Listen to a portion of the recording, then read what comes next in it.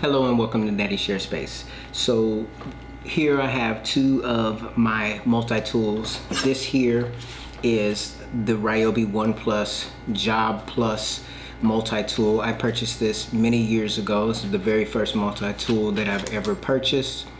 It has the regular trigger activation, so it does not stay on. You actually have to keep the trigger depressed. It runs on Ryobi's 18-volt platform. Obviously, there are a lot of tools that go with this platform. It has the head that comes off, so you can put on different types of heads for this. And it also is able to accept rigid heads on this tool. So this is my original multi-tool. Here I have my Milwaukee M12 multi-tool. It's got a 0 to 12 speed on it. It's a nice kind of sleek design. I purchased this particular multi-tool as an upgrade over the Ryobi. As you can see, when you look at where the battery goes on this Ryobi, this is a slimmer profile. It's more compact, especially when you use these like 2 amp hour or 1 amp hour 1.5 amp hour batteries. So this was a nice little upgrade over the Ryobi. So those are the multi-tools that I have experience with. So here I have the Festool VECTURO, which I've added to my shop. It's the OSC 18. The kit is OSC 18 HPC 4.0 L set or EL set. Let's go ahead and open it up and see what's inside of the actual sustainer. So opening the sustainer, this is what we have on the inside. As you can see, you have the charger, you have the multi-tool itself, the battery, you have a second battery, you've got the actual plunge base. So let's go ahead and pull everything out and take a closer look here. So we've got the charger, which is a TLC6 charger. In this package here, we actually have 2 blades for the machine. We have this rounded blade as well. So actually a total of 3 blades. You've got your regular books and manuals and such inside of here. The multi-tool itself with a 4 amp hour battery installed. So here we have the plunge base for this device, and it has a dust collection port built into the actual plunge base. This right here is a form of a depth stop so that you can register how deep you want to go into material. It kind of actuates in this direction here. This is another type of depth stop as well, and we'll take a look at these in just a moment. We also have an auxiliary dust port to be able to put on the device. And just take a look here. That is everything with the exception of the manual that comes with the kit. And let's take a look at the actual tool itself. So I did turn this on and fire it up. The vibration on this VECTURO device is a little bit better than what I found on the Festool and the Ryobi. However, that was primarily in the highest speed in 6. It kind of starts off a little bit rough, but then it just kind of smooths out as if there's a dampening inside of the device, which I do believe it does have. When it's on the lower speeds, it's still not terrible as far as with vibration, but I personally notice a lot more dampening when it is in its highest speed. So on the device here, you've got your on-off button. You've got this head here that actually can come off. You have some screws here. You can remove this head if you wanted to. This head gives you the ability to put on all of these accessories that we have here that we'll go over. You've got your vents on the back and on the bottom, which you don't want to cover. You've got your speed dial, and that goes from 1 all the way up to 6.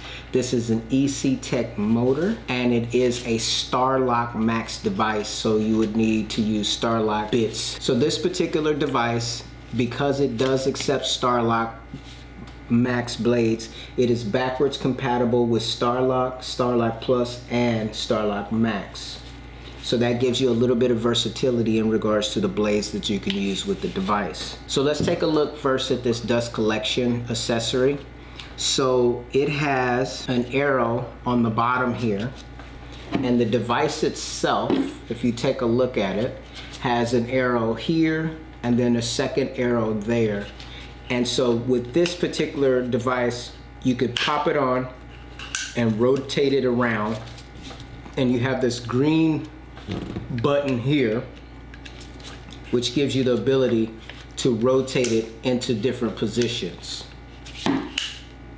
around the tool. Now, obviously this is a Bluetooth battery, so when you pair this battery with your dust extractor, it will automatically fire up your dust extraction when using the tool. This is the 27mm port, similar to the Domino, similar to the sander, so you will need the smaller adapter or the 27mm hose in order to utilize this particular device. So in order to remove this portion here, you will just turn the arrow around to where it goes, and then it pops off.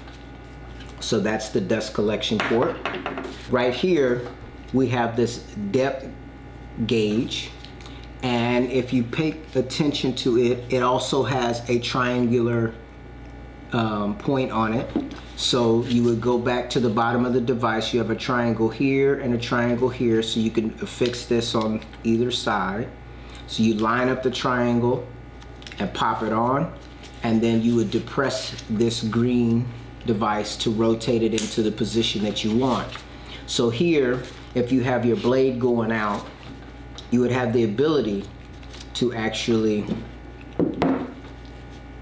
depress this green button, and you could push out the depth or pull it back, and this bumper right here will be your depth stop on your work. So if this battery was to work, this is as far as it would go right here on the actual cut, and that gives you a decent range. You push it down and pull it out. Let's go ahead and take this depth stop off of the device. So you depress this button, rotate it around to the triangle, and pop it right on off. The actual base itself, the way that it actually works out, if you look, you can see there's a triangle right here on the back of the device. And so I'm going to take my tool, and and the actual body of the tool is going to be on the back side here.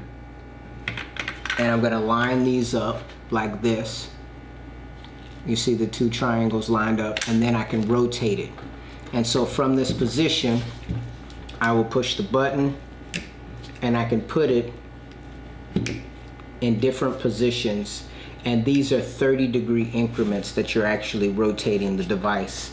And this gives you the ability to actually do a plunge cut into your material, which is a nice feature. This little device here is a depth stop. So if I slide this up, tighten it down, I get less plunge.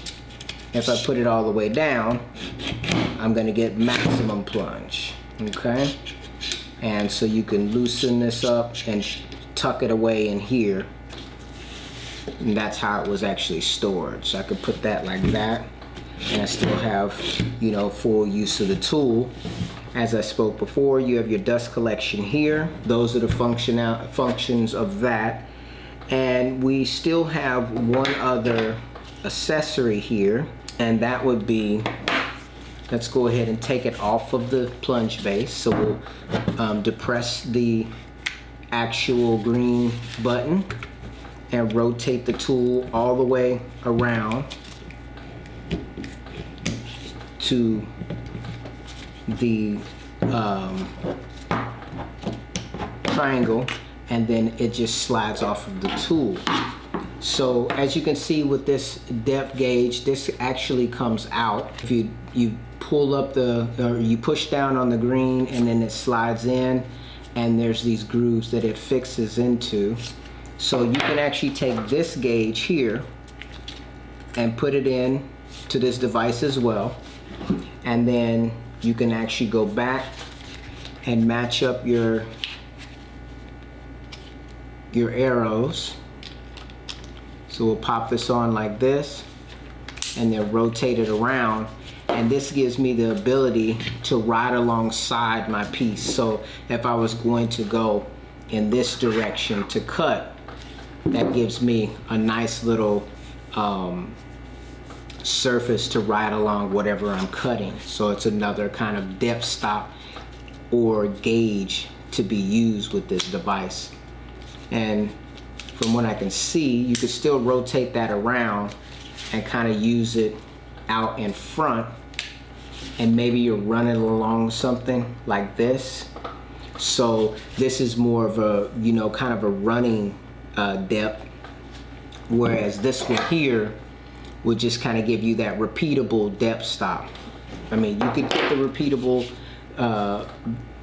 depth with this, but this longer base gives you the ability to actually slide along your work as you're actually using the multi-tool. So let's go ahead and pop this back off. Again, you just take it around to the actual triangle and pull, and it pulls away. Let's go ahead and pop the blades onto this device. We'll start with this one here. And popping the blades in is fairly simple. It actually just pops in and it's ready to go. Okay? And the jaws actually open up to hold the blade. To take it off, you send it all the way forward and the blade just comes right off. So you want to make sure you close this so that you don't get your finger caught up under this when you put it on, and it just snaps on, and then you're ready to go. So let's go ahead and pop this back off.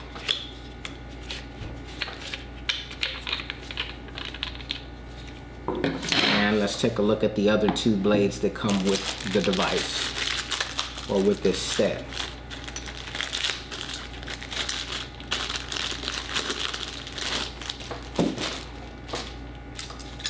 Okay, so you've got this smaller blade here. So again, you're just gonna pop, and as you see, when I push that down, this kind of snapped down on my finger. So you wanna make sure when you're loading this up that this is all the way down so you don't pop your finger. And you pop it on, you're ready to go. To take it off, you just fold it all the way forward, pop it back down, and the jaws actually close. And then you have this longer, this is the Speed Max blade here. And with this particular blade, if you use it in conjunction with the base, put it on and you slide it in, then we'll rotate this all the way around. And before I rotate it all the way, so there's a magnet along here, so that when I actually rotate the blade in front of that blade, or the magnet kind of keeps the blade parallel with the device in this orientation, or vertically here, so that when you depress the blade, it actually does not wander, you know, forward and backward, but rather you get a straight cut with your plunge going down. The magnet assists with that. Another thing that I have heard about this particular device, when you have your dust collection connected to this device, you have airflow going from my right to the left, and that actually draws air across the blade, which has the potential to keep your blade cooler and also give you more longevity with your blades potentially. Now, looking at this device here, if it's not obvious, the reason why I decided to upgrade to this Festool are the accessories that come with the multi-tool. It would be nice to be able to use a multi-tool like this and have, you know, some kind of controlled plunge or something to go along a wall. However, this is when you start talking about Festool as a system. They're actually thinking about their tools and thinking about ways to improve upon their tools so that you can get a more consistent and possibly professional result because of that consistency. If I'm using this particular multi-tool and I'm cutting into a wall, the only thing, what I could do is maybe put a piece of tape on here to try to determine the depth. However, with this particular tool here, I have the ability to use these stops and guides to actually protect whatever's behind the wall that I'm cutting. Now, the other thing is, like say for instance, if you were going to cut out like a square or rectangle in a cabinet or something like that, having a nice base like this to be able to utilize to do that is going to give you a lot more control. You don't have to do it freehand. It's funny that I mean, this is a professional level tool, and you know, this right here would also be considered, you know, a professional level tool, and the Ryobi, typically they call that a DIY tool. But it's interesting how the professional level tools have a lot of features that would be extremely beneficial to a novice or an untrained woodworker, because you have these safeguards like a plunge base and also guides and stops to help you to get accurate results. It's ironic that, you know, that those types of helps go to the professional, which obviously helps them to have better and consistent results. But it also, you know, if you're a DIYer and say a tool like this is out of your budget, it puts you in a position where after using something like this, you may get frustrated and you may decide, you know what, I can't do the job, or I can't do as good of a job as I would like to do, simply because this was not designed to give you those extra features and benefits to give you like consistent results. Now, don't get it wrong, a professional could use this tool and get professional level results because of their skill and experience. So a lot of us, like myself, who, you know, I work in a different field, I don't have as much time to dedicate towards mastering a tool that does not have all of the extra helps, if you will, or improvements that give you, like, you know, the accuracy. You know, I put this in the same category as the track saw. You have a rail that you run your saw along to help you get a straight cut, versus trying to manually get a straight cut. The carpenters have been manually getting straight cuts with circular saws for years. The track saw just makes it a lot more efficient and effective. This particular multi-tool adds some of those types of conveniences to this style of tool, which, you know, you can still do it freehand and do everything you would do with these other models, but this one just actually comes with a few extra bells and whistles. You know, dust collection, you're not getting that with the Milwaukee, you're not getting that with the Ryobi. You know, these are just, you know, that's just the facts and the way that it is.